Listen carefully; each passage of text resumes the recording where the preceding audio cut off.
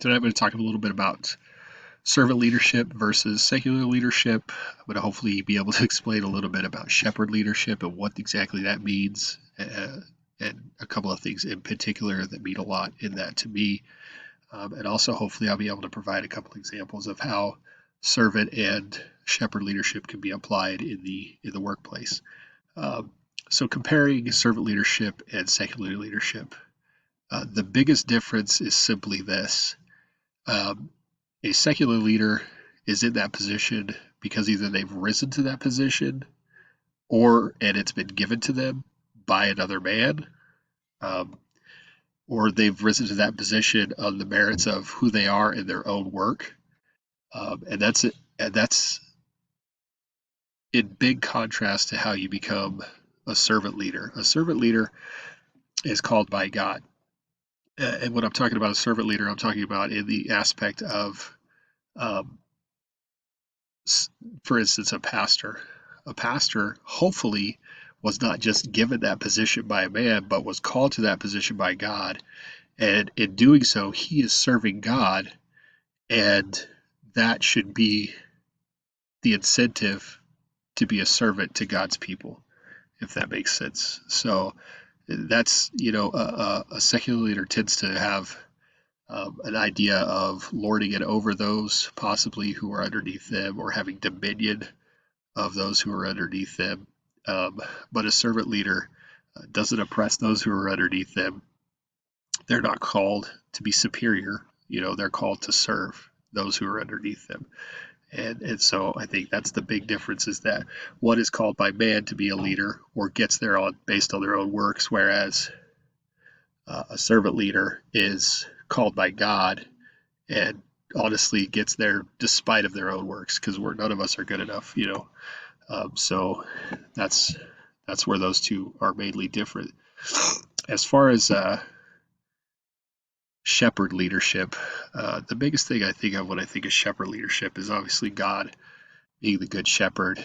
Um, and there's one part in uh, the reading that we had that says the shepherd leads the sheep, and that is really important to me personally, um, because there's an old saying that says, "Do as I do, not as I say," or "Do as I say, not as I do."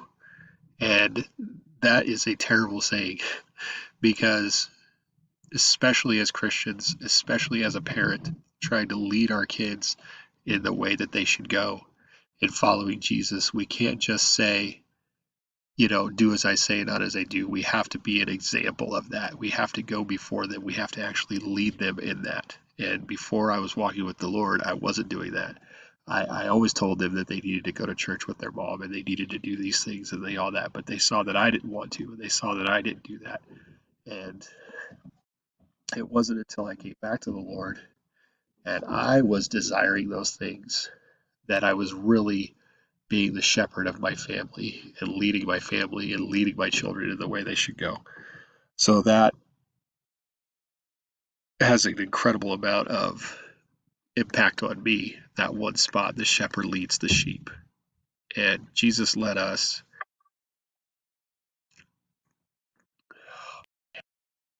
I know early on, I definitely didn't lead. Um, I wasn't the leader of my household by any means, especially when it came to uh, spiritual things of the Lord. So that's been a huge change. And I hope that I'm continuing to change in that and not just um, allowing myself to become complacent now that my kids are older and have their own relationships with the Lord, but that I would continue to see that as something I need to be doing.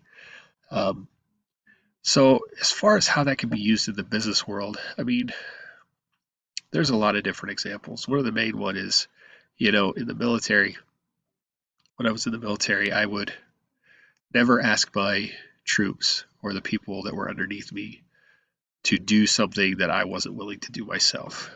And I think that's a good way of leading. You don't want to be asking those underneath you to do something that you are not willing to do yourself. Um, the other thing is um, encouraging, encouraging people. Um, I know that there are times in even where I work now where um, people can get discouraged. It's a difficult environment, um, and there can be a thought process of wanting to complain as well. But a good shepherd leader will not do that, but instead encourage those who are having those difficult times instead of joining in with that complaining and that being cast down. Instead, encourage those to look to the better things of what's going on.